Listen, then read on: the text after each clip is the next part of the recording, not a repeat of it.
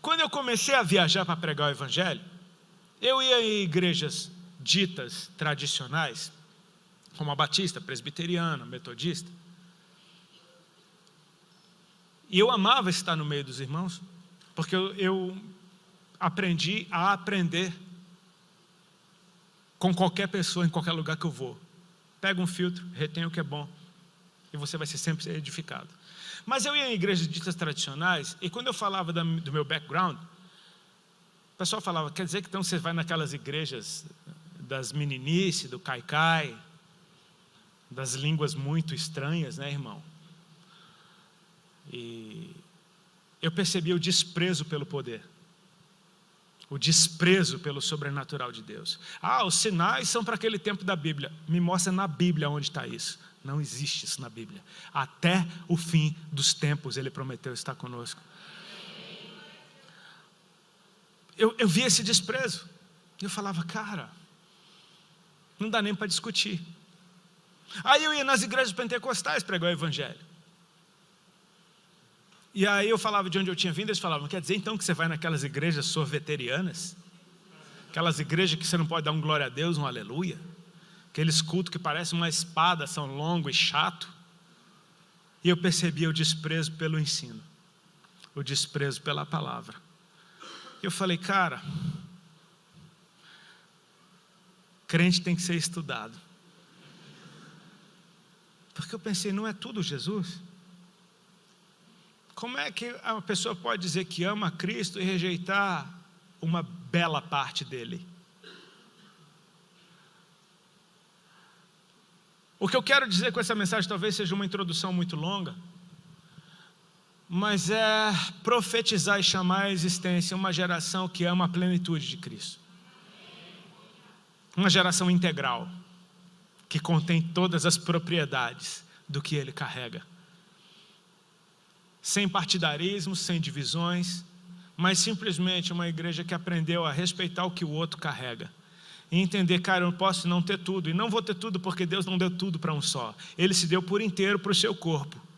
Mas para uma igreja na Ásia ele diz, assim diz aquele que tem os cabelos brancos como a neve. Para outra ele diz, assim diz aquele que anda no meio dos castiçais de ouro. Para outra ele diz, assim diz aquele que tem os olhos como chamas de fogo. E aí a gente pega cada uma revelação que recebeu e faz a igreja dos olhos de fogo, a igreja dos cabelos brancos, a igreja dos castiçais de ouro, e uma não fala com a outra porque acha que a outra é heresia. Sendo que Jesus escolheu se mostrar de formas diferentes em cada casa. Eu quero chamar à existência uma geração que vai fazer a diferença, porque ama a plenitude de Cristo. E cara, quando eu amo Ele inteiro, e eu sei que eu não carrego tudo, eu olho para o meu irmão que flui completamente diferente de mim, e eu digo, eu preciso andar contigo. Amém? Mas nós somos tão diferentes exatamente por isso. Eu não tenho o que você tem, mas se eu andar com você, eu tenho você. Então a casa vai fluir de uma maneira integral. Amém? O texto que a gente leu fala de Jesus em Cafarnaum, provavelmente na casa dele, porque ele morou naquela cidade. E o texto diz assim, naqueles dias, Jesus estava em casa e ele ministrava, ele estava ensinando. E ele estava ensinando fariseus e escribas e mestres da lei. Amém? Jesus estava ensinando fariseus e mestres da lei. Você consegue entender o nível de ensino que está sendo liberado naquela casa?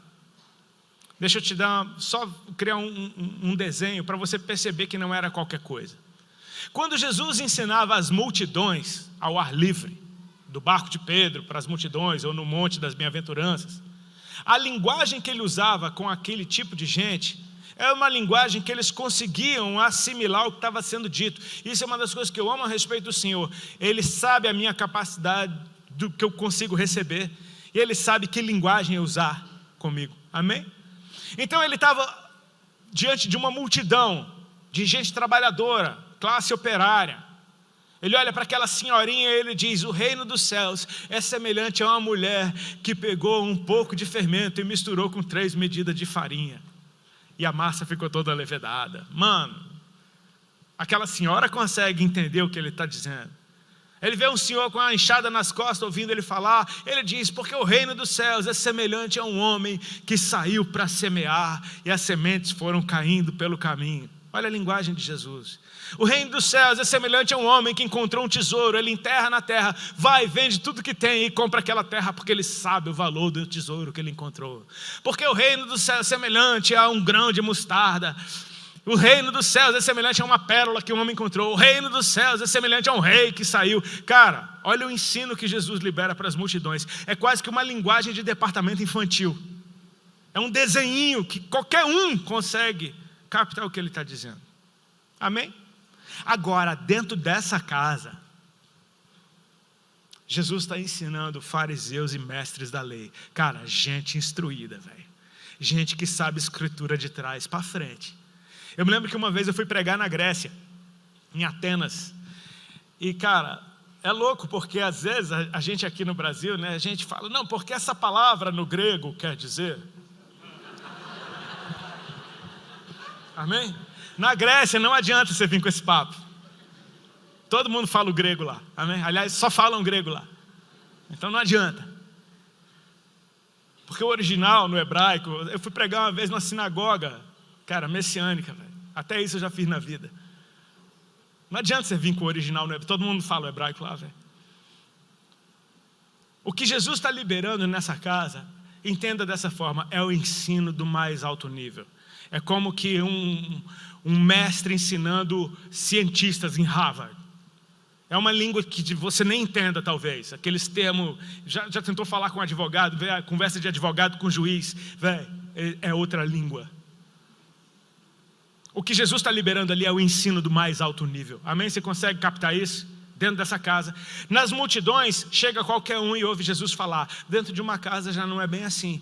Dentro de uma casa você precisa ser convidado para entrar. E existe um limite físico, porque não cabe todo mundo dentro de uma casa. Amém? Então você consegue entender que tem um ensino do mais alto nível sendo liberado dentro dessa casa, que não é para qualquer um. Só que no mesmo versículo está dizendo, e o poder de Deus estava com ele para curar. Ah, esse é Jesus, cara. No ambiente do ensino mais profundo, há o poder mais puro e poderoso que existe. Amém? Os dois andam juntos na pessoa de Cristo. Eu não tenho como rejeitar um e abraçar o outro, porque tudo é Jesus. Amém? Tudo é Jesus. E ele está lá ensinando. De repente, na porta aparecem os homens, querendo fazer um paralítico entrar dentro da casa. E não conseguem, por causa da multidão que os impedia de entrar. Isso para mim fala profeticamente de algo muito lindo que a gente precisa saber. Enquanto Deus está fazendo algo do lado de dentro, você pode ter certeza que Ele já está provocando um movimento do lado de fora. Amém? Assim foi a descida do Espírito Santo em Atos 2. Todos estavam reunidos no mesmo lugar. Todos ouviram um som do céu. Todos discerniram que era como de um vento impetuoso. Todos viram então como que línguas de fogo pousando sobre cada um deles. Todos começaram a falar em outras línguas que nenhum deles entendia. E de repente, do lado de fora, todos começam a entender o que está acontecendo do lado de dentro. Então a gente precisa perceber que aquilo que Deus está liberando do lado de dentro tem um destino. Depois daquela porta é o teu campo missionário. Aqui a gente está para aprender, para ser equipado. Amém? Mas a obra de Deus é do lado de fora dessas paredes. Amém? Do lado de fora tinha um movimento acontecendo por causa daquele que está do lado de dentro. Eles estão querendo entrar. Mas eu quero que você perceba que esse ambiente, ele talvez rejeite completamente aquele que está tentando entrar. Por quê? Jesus está ensinando mestres da lei e fariseus, gente que serve no templo. Não sei se você é familiar com as escrituras, mas na lei de Moisés, ninguém com defeito poderia exercer cargo algum dentro do templo. Ou seja, tem um poder de Deus para curar doentes com Jesus, mas não tem doente algum do lado de dentro para ser curado. Existe algo com ele que só serve para aquilo que acontece do lado de fora. Amém? E aqueles caras do lado de fora estão tentando fazer esse paralítico entrar na presença de Jesus, não podendo por causa da multidão. Eles se movem então como aquele grupo que eu amo demais, porque foi esse tipo de grupo que me alcançou. Eu vou chamá-los de intercessores, amém? Desse povo que carrega outros que não conseguem ir nas costas. Desse povo que talvez esteja ali atrás orando, e você nem sabe o nome nem o rosto. Mas eles estão movendo céus e terra para que isso daqui possa estar acontecendo. Glória a Deus por aqueles que oraram por nós, amém? Sabe, onde eu vou, às vezes eu encontro gente que fala, cara, eu gostava muito do teu som no passado, toda vez que eu botava tua música para tocar, minha mãe começava a orar por você. Sabe o que é isso? É Deus levantando intercessores. Gente que nem te viu, nunca te viu, mas simplesmente começa a orar por você porque Deus está tocando intercessores para fazer isso. E cara, eu vou chamar esses amigos desse homem paralítico de intercessores, porque o que esses caras fazem é muito sobrenatural. Não conseguem entrar pelas vias naturais, então eles sobem em lugares altos. E de lá algo vai acontecer, amém? É isso que intercessores fazem, amém? Em oração eles vão a lugares altos. Esses caras literalmente vão a lugares altos e levam esse paralítico no teto da casa. Cara, não é qualquer coisa. Eles estão levando o paralítico no telhado da casa. Então, esses caras começam a fazer algo que profeticamente é muita ação de intercessor, porque eles começam a arrancar o telhado da casa. Sabe o que é isso? Eles estão abrindo os céus. Eles estão quebrando um pouquinho da estrutura para poder conseguir fazer a coisa acontecer. Amém? A estrutura está sendo desmontada, de certa forma. Então os caras começaram a cantar aquela música, o céu começa a ser... O céu começa a ficar exposto sobre Jesus, enquanto ele ensina. E de repente, desce um paralítico numa maca, diante de Cristo, no meio de todo mundo. Agora o cara virou o centro das atenções. Eu quero que você se lembre, tem um ensino acontecendo, e tem algo para ser demonstrado, por causa do ensino. Jesus está pronto para chegar no que ele queria ensinar para todo mundo, amém? Aquele paralítico chega e agora ele toma toda a atenção da casa. E Jesus olha para aquele homem. E você sabe que Jesus sabe o que você precisa. Amém? Ele sabe melhor do que você o que você precisa. Ele vira para aquele homem paralítico. E você sabe o que um paralítico precisa? Sim ou não? É óbvio. Por que você acha que puseram ele ali? Jesus olha para o paralítico. E Jesus diz, de certa forma, vou resolver o seu problema. Os seus pecados estão perdoados. Nessa hora todo mundo travou, a galera do poder e a galera do ensino. Porque a galera do poder fez o maior trabalho para Jesus curar o paralítico. E vem com esse papo de perdoar pecados. Não era bem isso. E a galera do ensino já está cabreira também. Quem é esse que agora está perdoando pecados? Porque só Deus pode perdoar pecados. A galera só Deus pode perdoar pecados.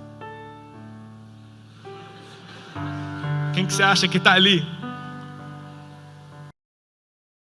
Jesus conhecendo. Cara, eu quero que você entenda uma coisa. Esse negócio de Jesus conhecer o teu problema e a raiz do teu problema. Lembra da história que eu contei? Daquela irmã que ligou para mim e de repente ela começa a falar de quando eu era uma criança. E ali Jesus começa a resolver o meu problema. E meu problema não era hoje, meu problema era antes. É a raiz. Ele é o machado que está posto à raiz.